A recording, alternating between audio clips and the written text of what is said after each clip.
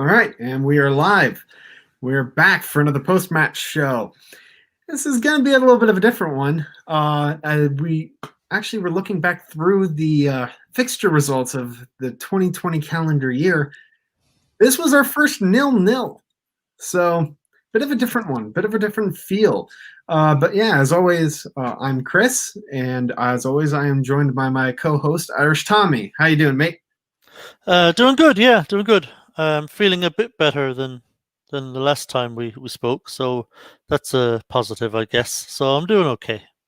Yeah, fair enough. I will say my feelings summed up for this is it's not a win, it's not a loss, it's kind of just meh. Because I mean, could have gone either way. Yeah, it was kind of one of those games. Neither team really did enough to justify getting 3 points from it. Yeah, A lot of bluster, but not much end product. Unfortunately, I think it was a comfortable night for both keepers. Really, I don't remember a single save from either one that would have caused them any real difficulty. Everything was just kind of routine saves. Um, I guess we just kind of played each other to a stalemate, really. yeah. We did get lucky on the Danny Ings goal being called back for offsides in the build-up. So that was lucky on our end. They got lucky with the Ben Rama chance late in the match, just hitting. It just happened to hit their keeper square in the chest. There's not too much we could do about that. But I agree. I mean, it just felt like neither side had the finishing the blow. They didn't have, neither team had it in it. So I think that a draw was the correct kind of outcome. 0-0 is interesting. As I mentioned before, not many people were in here, so I'll mention again. This was our first 0-0 of calendar year 2020, and it's our last match of the calendar year. So kind of different. Yeah, that's almost a disappointment, isn't it? Yeah. It would have been quite a step because this is our last game of the year, and it would have been a really nice step, to have brought up, to say we've not drawn a single game 0-0 in 2020. Yeah. Oh, yeah. It's kind of crazy. Hi, Chris, and the two timing Irish Tommy. What? Oh, he's on moonlighting because I do videos with Gonzo for Hammers Chat. I see. Hey, Fo, I mean, let's get this out of the way. First of all, go Steelers, and the Patriots are not good. The Patriots are not good, and we're AFC North champions again. So, got to get that in there early. Yeah, obviously, all of their success in its entirety was down to Tom Brady, and Belichick obviously just sucks ass on his own. Yeah. Tom Brady's gonna go to the playoffs, but the Patriots will not be. Yeah, I did love the Belichick phone throw though. That was funny. But yeah, I mean, let's first start the talk with this match. We had a whopping 5 changes. Seeing debutant in Craig Austin. We saw Andrei Yarmolenko's first start of the year. Lanzini finally gets back into the squad. Fornals as well. And we'll get into it as well. But I mean, just another kind of passenger Allaire. Yeah, obviously 5 changes. We kind of knew beforehand that we knew beforehand that there were going to be 5 changes. Now, I didn't know what there would be, who was coming in, who was out, but obviously, for David Moyes, that's a lot. It's and we knew it was going to be Fabianski in goal. Hi, Katie. We knew it was going to be Fabianski in goal, so that means basically half of the outfield team was being changed. Yeah, it's crazy to think about. Yeah, it's very un-Moyes like, really, and it seems to me that it was a reaction to the rightful criticism that he received after the Brighton game, that he had been so defensive and so negative and had so few attacking players on the pitch that I think he did react. And some of it, I think, is he wanted to rest players because obviously we've got a game away at Everton on Friday, which he probably saw as the tougher game. Which really quickly too, we'll have. I don't know what the status is on that with the Everton City match getting canceled this week as well. I don't know if Everton will still be able to fill the squad on Friday against us. So Yeah, it wasn't an Everton issue; it was a Man City issue. oh, it was a Man City. I thought it was Everton. No, no. So basically, it's bad for us because I mean Everton don't play, so they get those extra few days rest, and we had to play tonight. So, Hey Tony, welcome back. yeah. Hey Tony. So it's a bit. No, Fo, we don't. Thank God.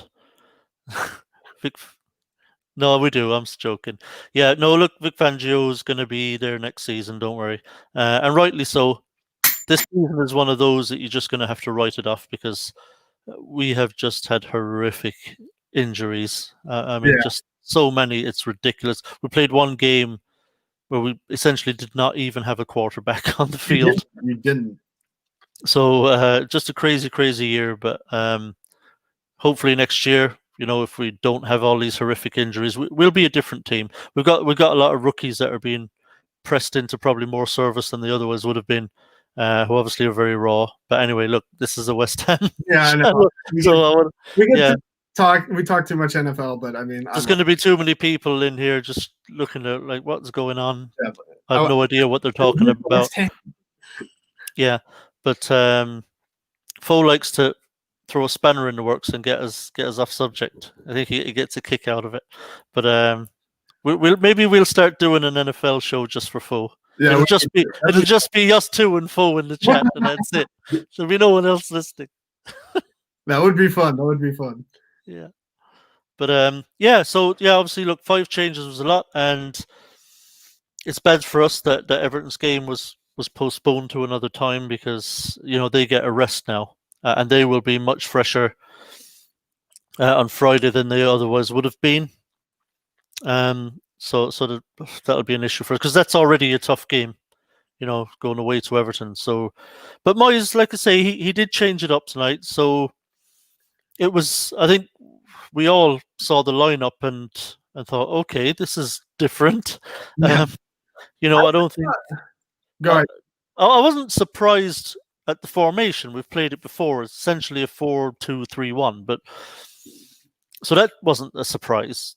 But obviously, with Craig Dawson, I guess was the big one, right? It better be a lot of money, Fo, if you're the only Patreon. That's true. Better be like $100 a month or something. But but yeah, look, Dawson was the big surprise, and it's not just a big surprise, but it has ramifications because Balbuena wasn't on the bench, so clearly he's not right. He's maybe got a knock, or maybe he was just being completely rested. I think that's so. Yeah. But the ramifications here for Diop could be very serious because we all would have thought the obvious deputy, if Balbuena isn't playing, is that he'll just slot Diop in. And for Dawson basically now to be ahead of Diop in the pecking order as well. And you have to think after the way he played today, that you have to think that he will remain ahead of Diop in the pecking order. So, the ramifications for Diop don't appear to be very good. Really quickly, good to hear, Father Snowman. Hope you get better. Good stuff. Yeah, with regards to that, I hadn't even considered that. I hadn't thought of that, but you're right. Yeah, that does mean that Craig Dawson is now presumably ahead of Diop in the pecking order, unless he does have some sort of injury as well. So that's very interesting.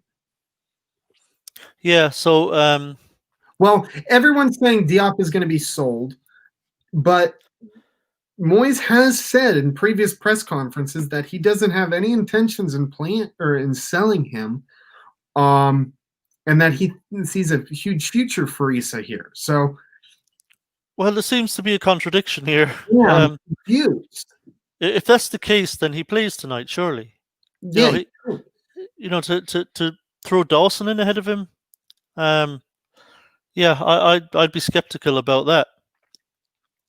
You know, it spells trouble for Diop, in my opinion. If Craig Dawson has jumped to the queue, Yeah, I agree with you. I wholeheartedly agree with I you. mean, you think about it. Diop is our own player. He's young, not so young, but he's still young. And as a centre back, you know, obviously they mature a bit later, um, and with a lot of potential still, I think. So, and he's our player. So, for a 35-year-old player who's on loan with us for the season to jump ahead of him in the pecking order, it has to spell trouble for Diop. Yeah. Also, while KTK is in the chat, I was watching the other night on the Friday Night Lights where she stood in, and I did laugh. I noticed that whatever the streaming equivalent of photo bombing is, I did notice someone in her household coming in onto the screen and like making cereal and then leaving again or something. I got a kick out of that. But yeah, I mean, sorry here. I'm also going as we're doing this. I'm going through the Moises post-match presser, see if there's any worthwhile. Not really, not too much. Ben Davies, top man. Thank you. Oh, thank you, Ben Davies. That's the first donation I've ever Yeah, seen. £7. I think that's like $1,500 or something. If only. I think Tim would wish it was. I think that's about it's probably about $10.50, $11 American. But yes, Yeah. thank you very much, Ben. I've never seen that before. I'm gonna definitely have to get Tim on the horn on that one. Let him know Yeah. about that. But very much appreciated. We need a pay rise now. Yes, I think that might be the first donation I've ever seen in any stream. Yeah, I've never seen one, but fair play, Ben. Thank you. Yeah. So you get to ask a question now, Ben, and we have to answer it. Yeah, that's actually good. That's kind of a good. That's a good policy. Yeah, Ben, if you have a question, feel free to ask. And that does go with everyone in the chat, by the way. Yeah, anyone in the chat room, get the questions in. I know you all guys are all friends in there, and you'd like to chat amongst yourselves. But tonight's game, there isn't a huge amount to talk about. It was quite a boring 0-0. So if you got questions, get them in, and we'll go through them. While we're waiting on some questions to roll in, we need to talk about Allaire. I think I've finally decided he's not ours. He's not for us. When he does have a good game, it feels like it's once in every 5. It just feels. Other than that, he's a passenger. He doesn't provide enough. Yeah, it's hard to justify him anymore, really. I think we probably gave him a lot of leeway because of how much he cost. So we're thinking, he's £45 million. We really need this to work. We need him to come in and be the striker we want him to be. But I think even that now has passed. I think the 45 million just doesn't matter anymore. It's not going to work. I think there's no doubt that Moyes does not rate him. Yeah. He's only playing him because he doesn't feel there's anyone else there to play up top right now. And I think his time is done at West Ham. Yeah. I think if we got 25 million for him now, we'd let him go. Even in January, I think if Moyes, if we were offered a loan till the end of the season, loan to buy kind of thing. First of all, thank you, Fo, for the 10 pound. We will not. What's going on? Yeah, I'm sorry, Fo. Allaire is just not suited for us. He's not suited from the Premier League, so we can't leave him alone. We can't let a performance like that go. But thank you for the donation. And Belichick, the Dark Lord Belichick will return next year. Sorry, Fo, but it's very clear now that it was not Belichick who sold his soul to the devil. It was Brady. Yeah. Wow. £17 richer. Yeah. Yeah. Wow. I'm at a bit of an awe. But yeah, if Ben or Fo, if you guys have questions, make sure you get your questions in the chat. I will say from the last, Unfortunately for us guys, all of that money goes straight into Tim's account. yeah. Tim is rushing out right now to buy booze. Sorry. Oh, Kieran, we can get a left back with this. Yes. We probably literally can. Yeah. Oh, here's Ben. Would you start Dawson and Fredericks in the next game? It depends. I'll tell you honestly, no. I'm sorry. I know they did really well, both of them tonight, but I think Everton are a better side, and I do think Balbuena is still our first choice centre back alongside Agbana, and I still think Kofel is our best right back. So I do think against Everton, they both will and should come back in, and Dawson and Fredericks should return to the bench, as well as they both did tonight. But like I say, Everton are a better team than Southampton, and Kofel and Balbuena I still think are better than Dawson and Fredericks. Yeah. Kofel has been superb at right back. I agree with you, but I think it all has to depend on the health of Balbuena. Obviously, yeah. Yeah, if Balbuena's hurt, then it'll be Craig Dawson. And after a performance like that, I'm a little bit more comfortable because everyone was kind of iffy with him. I think he silenced a lot of people if he can keep performances up like that. Yeah, I'll tell you what it does do though, Ben, is that it shows us that, because one of our big concerns are that we lack squad depth, and I think that's is a real concern. I think it's a genuine concern. But I think we saw tonight that actually, okay, oh my lord, maybe it's not as bad as we think, because we know now that we do actually have someone like Dawson that we seem to be able to trust, and we do have someone like Fredericks who actually can come in and do a job. So there's a bit of comfort in it that should we need them, that they're capable of coming in and being very good kind of backups. Ben's going mad. Thank you, Ben. Thank you for the. Yeah, they're in a bidding war. Yeah, they're in a bidding war now. Trying to get Ben. All they're doing is getting Tim more and more drunk, frankly. It's at 22 pounds, which is damn near close to $30. So he can go out and get a decent bottle of whiskey with that. Yeah. A little bit more and Tim can go get himself a hooker. Don't say that. He's a wife, man. Yeah, I don't think she watches.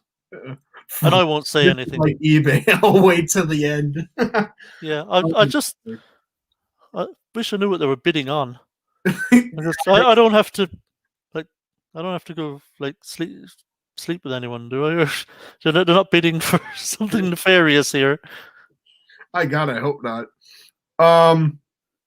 But yeah, Kufal definitely starts for me in the next match. Unless there's something wrong with him that hasn't been disclosed yet.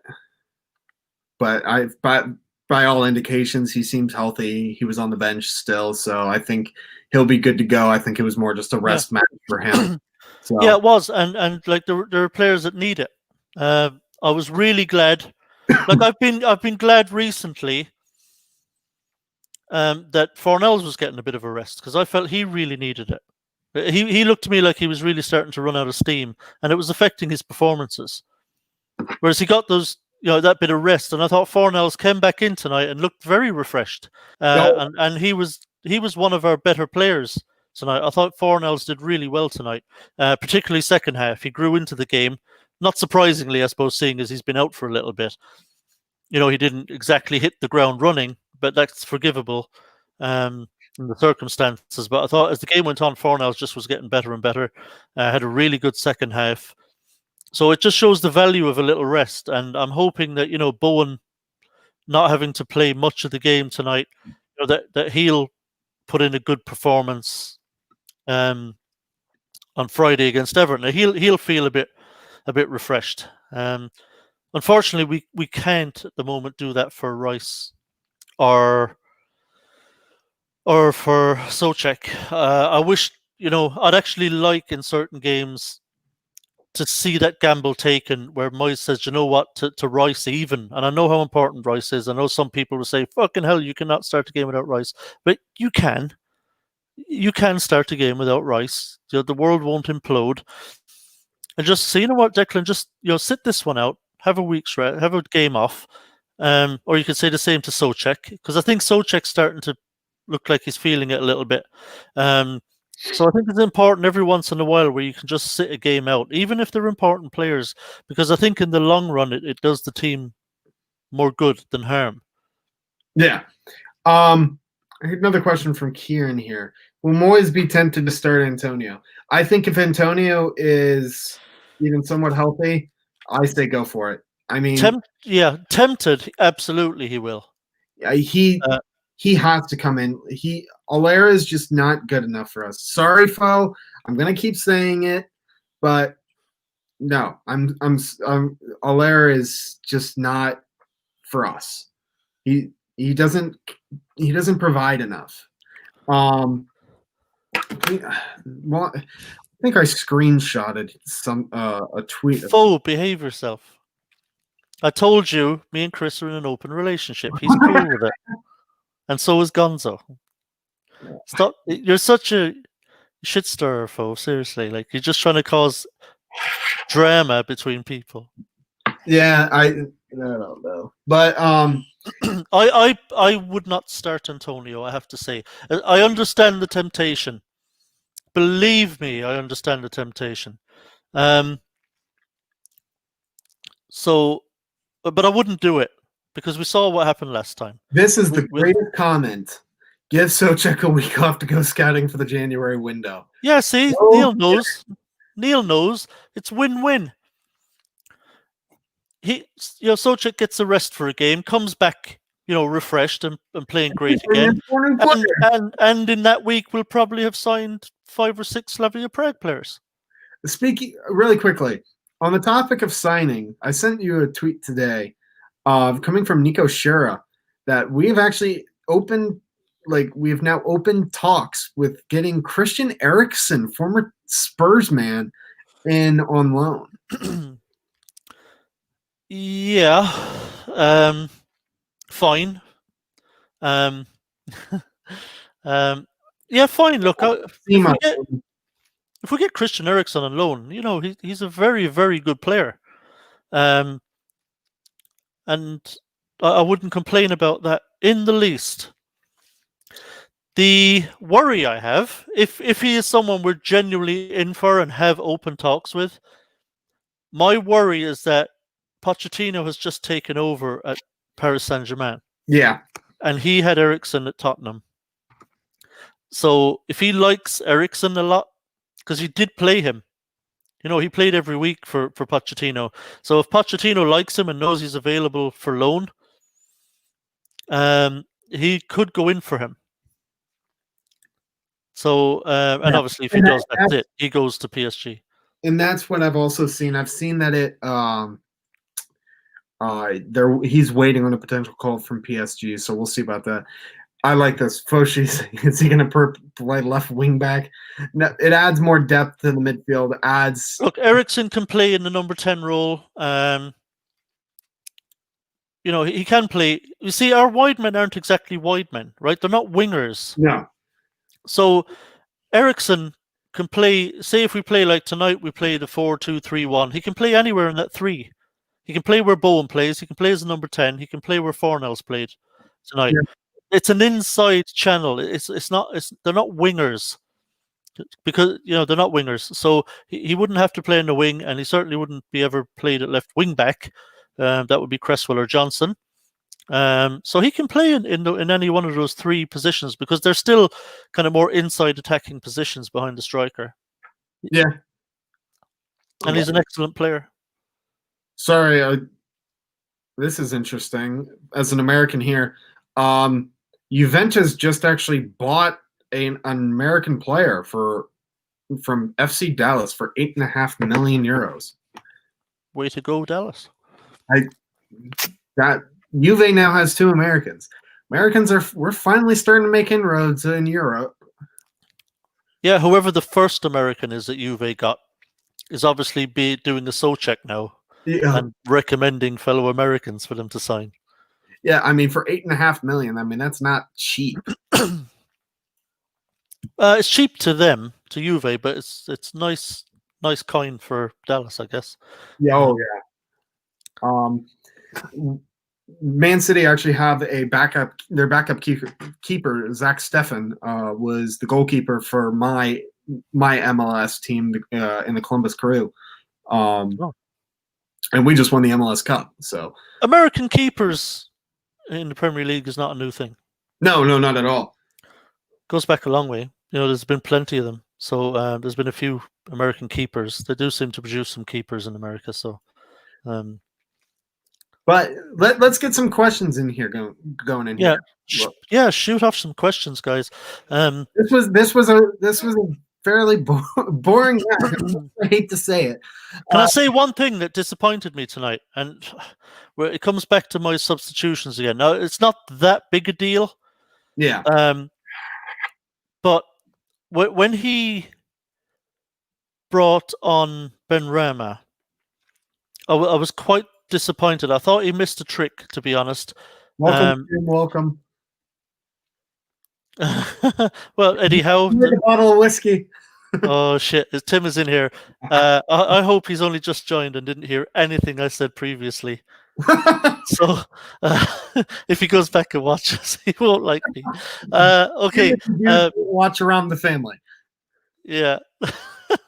So yeah, I was disappointed actually that he brought Lanzini off. I thought Lanzini was doing very well, and I thought it was unnecessary. Personally, because frankly, Heller was just stinking up the place, and it was like playing with 10 men. So I would have hauled off Heller, and I would have moved Yarmolenko up top because he wasn't being effective out on the right. In fact, he was very poor. But I would have moved Yarmolenko up top, and I would have moved Lanzini out to the right. I would have moved Fornals into the number 10, and I would have put Benrahma then on the left of the three. And I think those three with Yarmolenko up top, I would have loved to have seen. Yeah. That's actually a good shout. That's a very good shout. I did like seeing Antonio come on for a while. He looked good. He didn't look injured like he did in the last time we brought him out. But it's going to be a little bit of a road. It'll be interesting in the next day or two. See what. Yeah. See, here's the thing with Antonio. Antonio is kind of like a train, right? So you have to start him off slowly. He needs time to build up his match fitness, his match sharpness, and his form. He's not the kind of player who will come back in and immediately hit top form again. So, like a train, he just needs to build up some steam, build up his speed, and then after a little while, he'll get up to top speed. And once he's up at top speed, he's bloody hard to stop. He'll just keep going and going and going until, obviously, eventually he'll just break down. And you kind of, rinse and repeat kind of thing. So I think with Antonio, you need to be careful. I agree. So I think bring him on as a sub again against Everton, but maybe this time just bring him on a bit earlier. Yeah. Give him more minutes. Let him build it up. And here's I'm going to throw a spanner in the works, actually, Chris. If we're talking ahead to the Everton game, I wouldn't start Haller, even though I wouldn't start Antonio. I would, no word of a lie, I would bring Odubeko up from the under-23s, and I would start them. I am not opposed to that. I am not opposed to that in the slightest. I'm telling you, every time I see this kid, Chris, whether it's in training drills or in games, I mean, this kid can fucking hit a ball. Yeah. I mean, he really can. I don't know if you saw the training video the other day where he was just doing the one-on-one shooting work with the coach. I mean, his ability to hit the ball accurately into the net is outstanding. I think we might have a special player on our hands with this kid. Yeah. Listen, Man United did not want to lose him. They did not want to lose him. But he decided to come to West Ham because he felt there was a much clearer and faster path into the first team at West Ham. So I think we got incredibly lucky with this kid. I every time I see him hit a ball, he scored a goal right in the early part of the season against Southend. I think was it in the cup? Or it might have been. It was in some cup. I can't remember what it was, but he played against Southend and he drilled one shot from about 30 yards, what we call a daisy cutter. Just drilled it low and hard. And this guy has got a cannon for a foot. And he drilled it from 30 yards inside the far post. And I remember thinking, we have not had a player, probably since Dean Ashton, who can hit a ball like that. Yeah. And I mean as a striker. And we have no player right now at West Ham who can hit a ball like he does. Yeah, I think he is fit. Yeah. Yeah, he is. I've just I saw him doing the shooting drills the other day. He's on grass. He's working on grass. He's working on his shooting drills. I think this kid is going to be something. Yeah. And I honestly, genuinely believe he'll have more impact up front for us right now than Haller will. I don't disagree with you on that. It does feel like it'd be a big match to throw him in, so it's kind of like a sink or swim. Yeah, of course. And you risk shooting his confidence in his play. But at the moment, if Antonio isn't starting, the only two options for me, because I'll say sorry, Fo, and anyone else who's a Allaire fan, I don't want to see him moving forward. I don't want to. I want to see it's only a last option. I'd much rather either see Yarmolenko up front as our main striker, or bring him in, the kid in. Yeah, I mean, I'm a little bit surprised he hasn't hooked Heller already and just said, fuck it, I'm just playing Yarmolenko up top. Because, whatever he gives us is better than zero. So, because I don't think Moyes likes him at all. I think Moyes is done with him. And I'm actually surprised he still started him tonight. I suspected he might hook him and put Yarmo up top. Yeah. It just seems like every comment with him is bashing Allaire. And I mean, the man is in with him day in and day out. Now, granted, I mean, he doesn't have the greatest reputation. I mean, he didn't rate James Maddison. He didn't rate a few other players that we could have easily snapped up.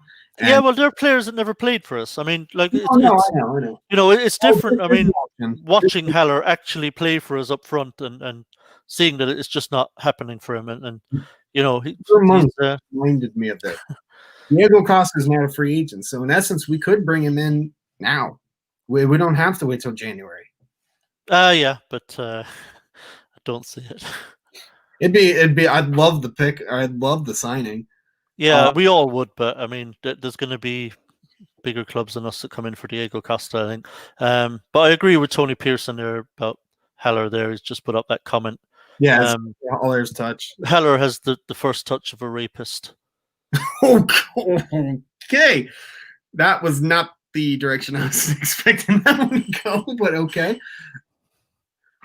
Yeah, it's just horrible, really. And you know what the thing with Haller is, for such a big man, he's incredibly soft. You'd think a guy like him, like Haller, a big, strong dude like that, the amount of times he just gets shoved off the ball, falls to the ground under contact. It's ridiculous, really. I mean, he's a guy who you just want to shake him and say, come on, will you fucking toughen up here? You shouldn't be getting brushed off the ball like this. You shouldn't be going to ground with these small contacts. Like, Haller should be bullying people. You look at what Antonio does. He bullies people. And Haller should be doing the same. Big, strong lad like him. He's. I don't understand it. It has to be. It's a mental thing. And I'm surprised nobody there got hold of him. You heard me, Fo. Um, I'm surprised nobody got hold of him and has actually said to him, especially someone like Stuart Pearce, who must look at him and show him footage and say, how are you letting this happen? You're huge. Like, you're a big dude. Like, you should be holding up the ball, holding these guys off, brushing them off. Like, you see the way Antonio does it. Guy's up behind him, ball comes, he holds him off. He's like, no chance, lad. You're not getting near this. This is my ball. And then he just turns and literally just throws the guy off him and goes. And Haller's capable physically of doing that, but I don't know what it is. The guy's just soft. And I hate seeing that. It puts me off him as well, to be honest. Yeah, I mean, you summed it up right though. He is incredible. He shouldn't go down as easy as he does. Granted, I will say this match I didn't get to watch it as closely as I am able to other ones. I was actually out to lunch/dinner with my grandparents, so I had the phone on the table, but wasn't paying as much attention as I usually do. And at the end, I literally said, "Well, I'm glad I spent all that time watching a 0-0 draw."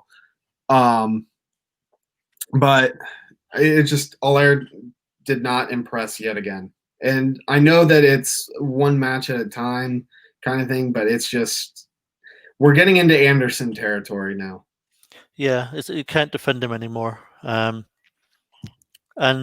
for a while, I think it was really kind of splitting the fan base.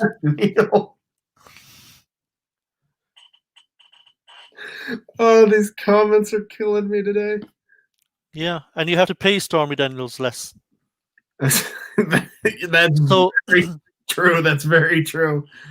So, like, yeah, I think the fan base, I think, were very split.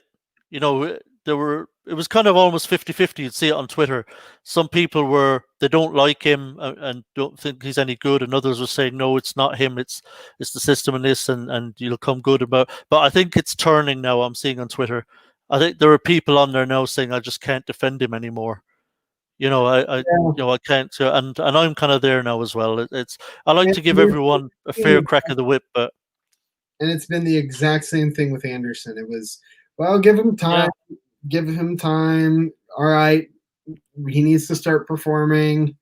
What the hell is going on? And now he's on loan at Porto on the bench. Yeah.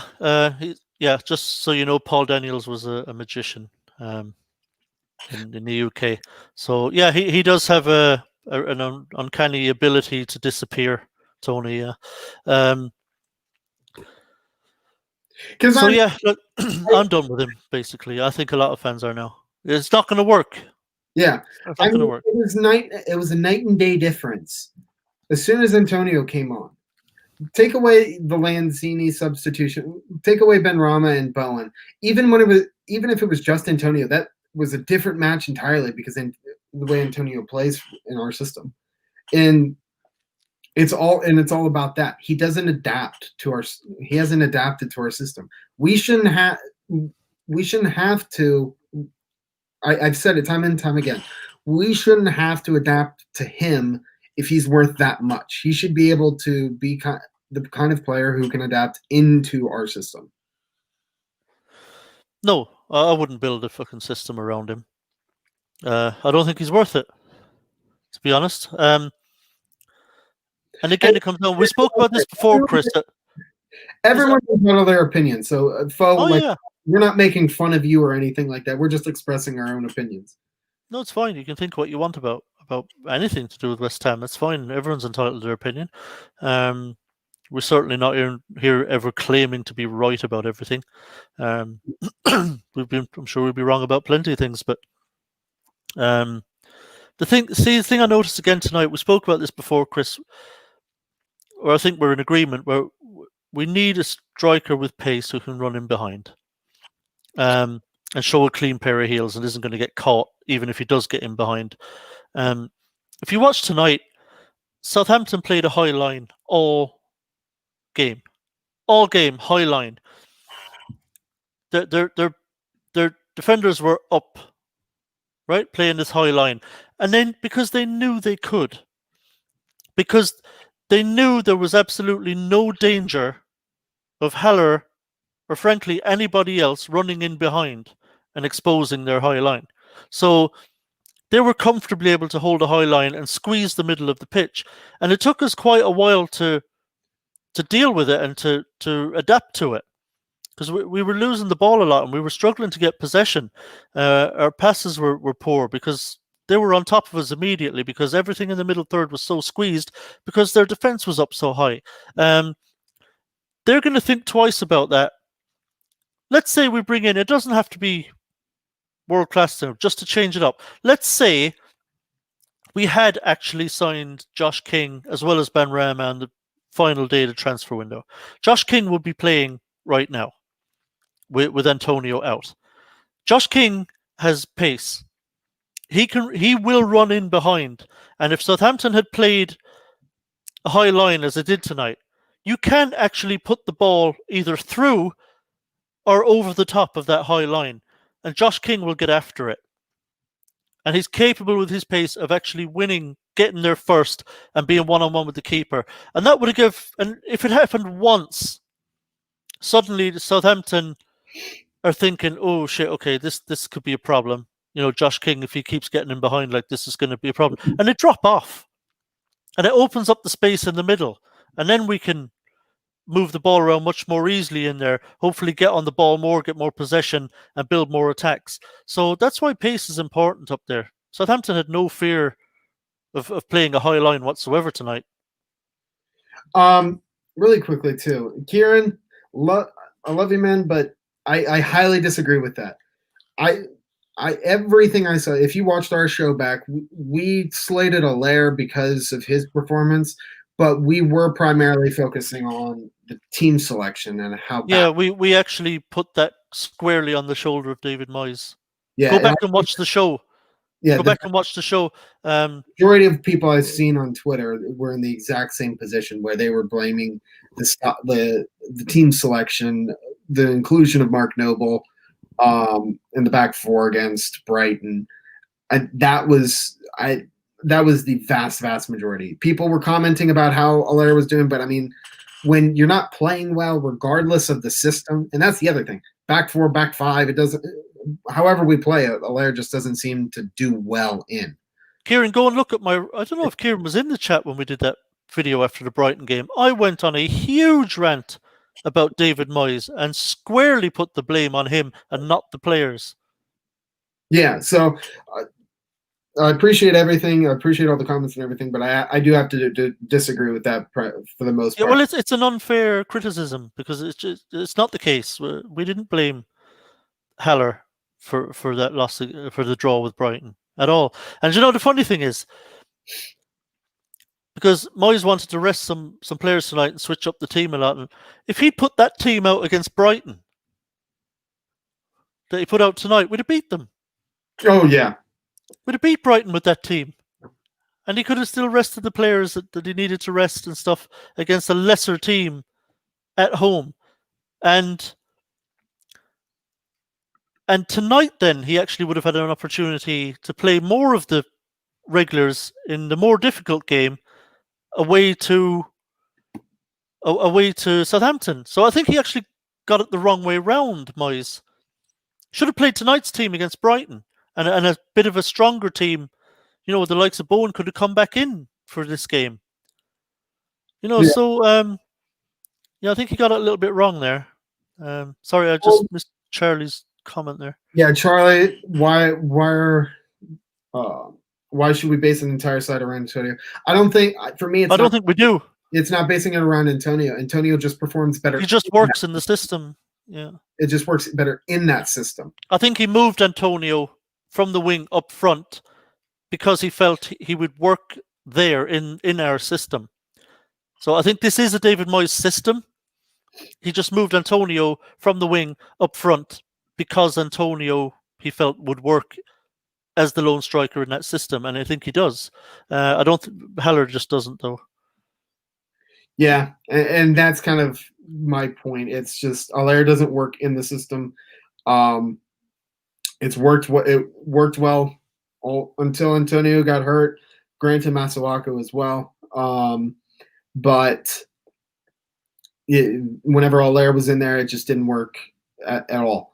He hasn't worked in any of the systems we've tried to implement. So that's kind of where I'm coming from with it. Yeah, and look, obviously, look there. I can see in the chat there. I know there's people saying we need to play two up top.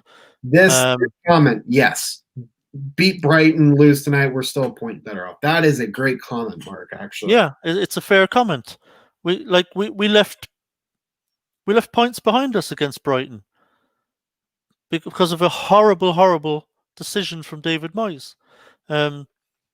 So yeah, he's absolutely spot on, Mark. There, yeah. we would be better off. And like I said, he should have played tonight's team against Brighton. We'd have beat them with that team.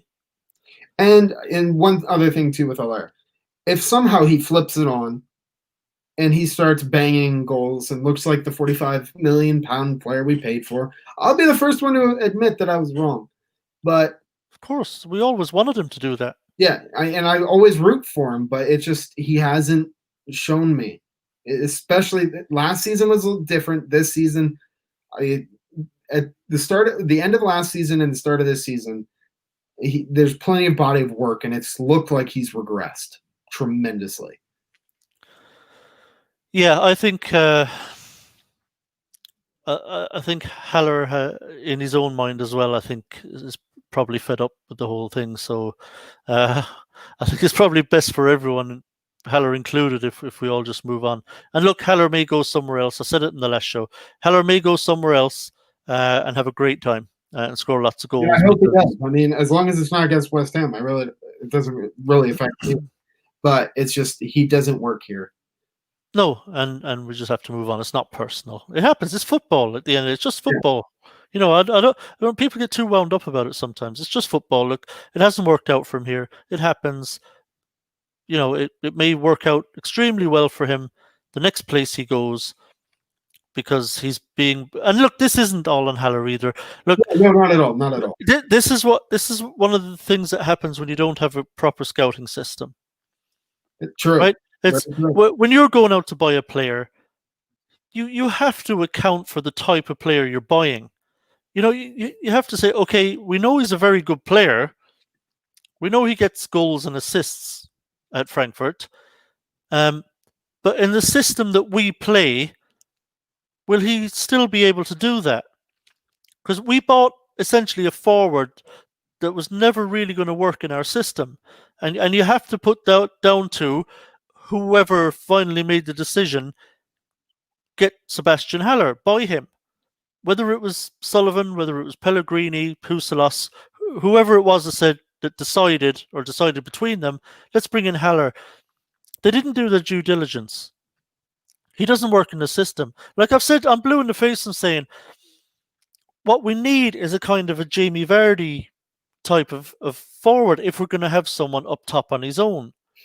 Now, Antonio works well up to a point. But we need someone who's quick, who knows how to run in behind, and when he gets in behind, can finish. Jamie Vardy is a brilliant lone striker. He plays that role for Leicester amazingly well. And we need somebody like that. That kind of player will score goals at West Ham. And we need someone like that. And I hope that's what David Moyes goes for whenever he does bring in another forward. I think Josh King can do that to a point, not as well as Vardy. He's not on the same level as Vardy. But if he was to come in as a backup for Antonio, I think Josh King could do that job. If he was asked, if Antonio's out, he comes in. I think he can run in behind, and he's quick and he can finish. King, he's a good player. So I hope we get it right next time when we buy a striker. Yeah. First of all, really quickly, Jim, I was thinking about this. First of all, Jim, welcome to the chat. With regards to Allaire's confidence lacking, yes, I understand that, but at the same time, Jovic is now riding the bench at Real Madrid. So there you go. You can't get anything going. Jovic was the flavor of the month. A lot of clubs looking at him saying, "Oh, what a player this is." Moves to another club, doesn't work out there for him because it's just the wrong club for him. It happens. Like I said, it's not personal. It doesn't mean I think they're a shit player. It just means they're just in the wrong team.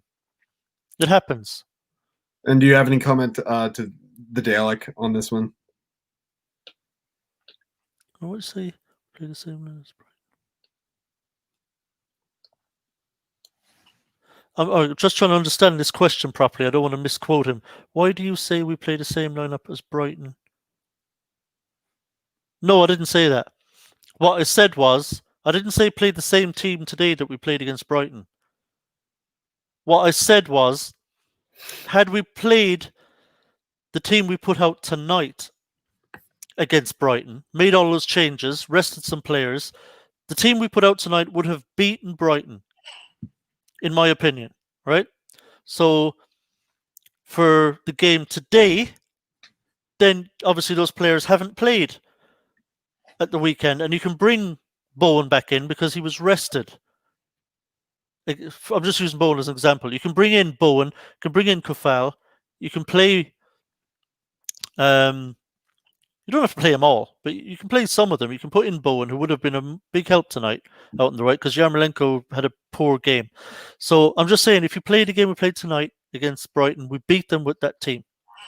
And then you bring back in some of the better players, the first team regulars, for tonight's game in a more difficult game away to Southampton. And maybe, just maybe, we win this one too. So if that happens, so a lot of the pressure's off going to Everton. And the players won't be too tired, I don't think. I think they can handle the two games, given that they've had that weekend off. Because we didn't play. When did we play before Brighton? It wasn't. We had a little bit of a break, right? Was it 6 days or something? Let me look here really quick because I can't remember. They're all starting to blur together. Yeah. We had a 6-day break where we got following the battering we took from Chelsea. Yeah, so the Chelsea game. So we had 6-day break to the Brighton game. If some of our key players hadn't played in that game, that's a nice break. And then then they can play, Tuesday, Friday. They've had the break. They'll be quite fresh. So I think Moyes just got it arseways, to be honest. And here's a good question. Do you think Moyes will dump the FA Cup? Yes. I don't think right at first, because obviously we go up against Stockport. I don't doubt that. I don't doubt that he won't. There will be a lot of changes for the Stockport game, in my opinion.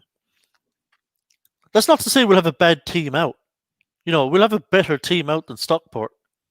But I think, much as he did in the League Cup, I think maybe not to the same extent, but I think he'll rest key players. And listen, I won't lie. I would love a cup run. Same. I would love a cup run, and I hope he takes it seriously. But if he were to say for the Stockport game, you know what, I'm going to rest Rice and Souček. It gives them, because it's a Saturday, third round is a Saturday game, it's a weekend game, so it just replaces whatever Premier League game you'd normally be playing. So if Moyes were to say for away to Stockport, you know what, I'm going to rest Ogbonna. I'm going to rest Rice. I'm going to rest Souček. Give them the thing is though, a full week off. It's a 10-day. Between the Everton match and the Stockport match.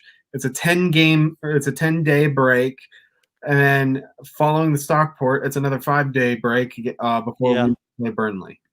Exactly. I mean, that's a nice rest. For the likes of Souček, for the likes of Rice, likes of Ogbonna, maybe Cresswell, he's not getting any younger. You can rest kind of a number of the starters against Stockport. Now, I know, and I am mixed about it, because I would love him to take the cup seriously on one hand and get on a cup run, but I would understand his thinking, and I probably wouldn't criticize him too much if he decided to take that opportunity to rest key players, because he thinks that will kind of completely freshen them up, for the second half of the season a bit. So I feel so mixed about it. Yeah, I agree. Because I mean, a lot of the players that would be coming in aren't exactly trash. We saw how well Dawson and Fredericks did tonight. If he played say as centre backs, if he played Dawson and Diop away to Stockport, surely Dawson and Diop can handle Stockport. Johnson on the left, Fredericks on the right. Surely that back four can handle Stockport. How many times have we said that though? And I know, but on paper they should be able to. that's He. why, and that's why sports aren't played on paper, unfortunately. Yeah, that's it. But look, obviously Stockport would be really up for it. But with the players we can put out, we should be able to beat him even with resting some players. But yeah, I have mixed feelings about it, to be honest. There's something to be said for giving certain players a rest in that game. It is an opportunity to do it, and I suspect Moyes will take that opportunity to rest a few key players. Yeah. I think that's a strong possibility.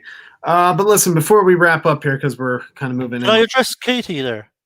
Yeah. Yeah, the 4-4-2 thing is interesting. I wouldn't mind seeing it.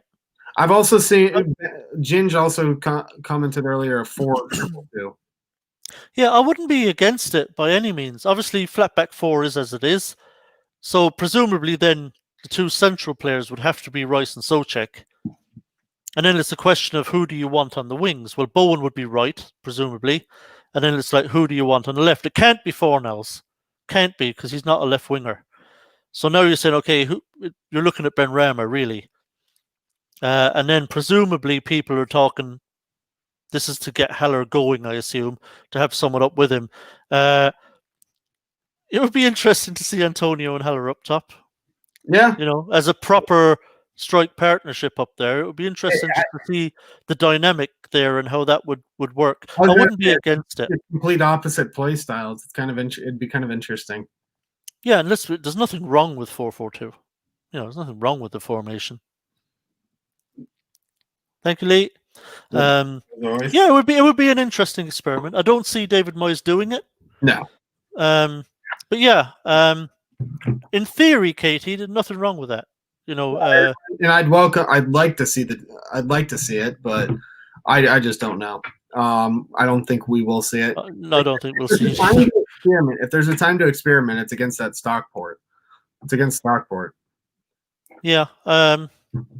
Yeah, I'd probably be pleasantly surprised if he did it, Moyes. I'd be like, okay, I'm up for this.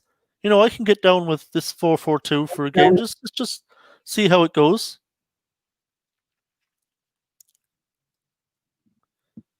Thanks, Tony. We'll see you Friday, bud. Yep. Have a good one. Stay safe. But yeah, as we're closing in on an hour here now, do you have any closing comments or any thoughts? Yeah, I was quite pleased to see David Moyes play a much more attacking lineup tonight, a much more balanced lineup. Yeah. It was great to see Lanzini starting because we did say he has to start and Noble cannot start. So that was great. It was good to see Dawson make a really good debut. Fredericks came in, did well. It was good to see. Defensively, we were very good. So. Oh. Christ on a bike, foe. For someone who was saying he's not friends with us anymore, he's chucking an awful lot of money our way. 20 pounds at us. Is that 20 pounds now? Yeah. We've gotten 32 pounds in donations today. Holy crap. Yeah, if he keeps doing that, he might literally buy me off and I might just agree with everything. Just suddenly switch all positions. Yeah. Where is yeah, but I hope Moyes sticks to it away at Everton. I hope he doesn't lose his balls because it's Everton away. I hope he continues to put out a good attacking balance. And to be honest, I think he is going to play Fornals, but I'd love to see him actually really have a go at Everton. Very true, Neil. Happy New Year, Neil. Yeah, the thing with Benrahma, right? Oh yeah, Obviously, this is a huge thing now, right? Because obviously, look, we paid money for him, um, and we want to see him succeed. He's an exciting talent. see you, Katie. See you soon, Katie. Lots of love. Have a good New Year. I'd say don't get too drunk, but we all know you will. So, she'll be down in Stows, going crazy, and more power to you, Katie. So yeah, the Fornells thing is, I think he is a player who really, really needs games. Because when you watch him, you can see the raw talent that's there, but it is very raw. And he definitely needs a lot of refining. And that will only come with playing games and gaining more experience. And I'd really like to see him get that. So, I'd like to see him sometimes play instead of Fornells, or I'd like to see him sometimes play instead of Lanzini in the number 10 and give him 90 minutes, just put him in there. I'd like him to see you get a kind of run of games. I think that would be great for him. And I think if he got a run of games, Benrahma, I think we'd see him get almost exponentially better, just from the experience of playing week in, week out. Because he is very raw, and I think he needs the games to really become the player that he can become. I think we've got to start getting him in the side. Fo, you're just egging him on now. Happy New Year, Kieran. Best of luck, bud. Yep. Well, listen. Thank you, everyone, for joining us as always. Yeah, really. Thanks to the chat room. It was lit tonight. It was, yes. they were at it tonight. I think they've all been on the sauce. I think. Yeah, this was one of our actually most congruent viewers. We never dropped below 12. So thank you, everyone, for that. There's a lot of love in this room. Yeah. Yeah, thank you, Ben and Fo, for the generous donations. Yes. A bit of a different show than what we normally do, just solely because it was a 0-0, kind of boring match. So nobody really wanted to talk too much about the game, did they? Really? But also Fo is 100% drunk. I could see that. Katie, yeah. Oh yeah, Philly's still shut down. Yeah. Oh, sorry to hear it, Katie, but you can honor me by drinking one Guinness. Just one. I wouldn't force any more on her, but I don't know. Maybe she has never had it. Maybe she'll hate it. But fair enough. Yeah. But listen, yeah, with it, this was obviously the last show of 2020. So I know, for at least from my point of view, it's been a great year doing these post-match shows, even with the long break we had because of the shutdown, initial quarantine and everything, and then the restart in the summer. That helped get me through the summer as well. So I appreciate everyone joining us on these. These have been extremely successful. They've been getting better. I hope they've been getting better and better on the viewership side of things. I think we've been getting better at these too, with everyone.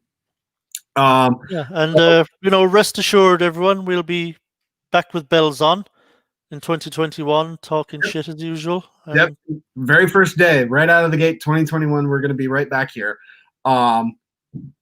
So until then, everyone have a happy, safe New Year's. Yes.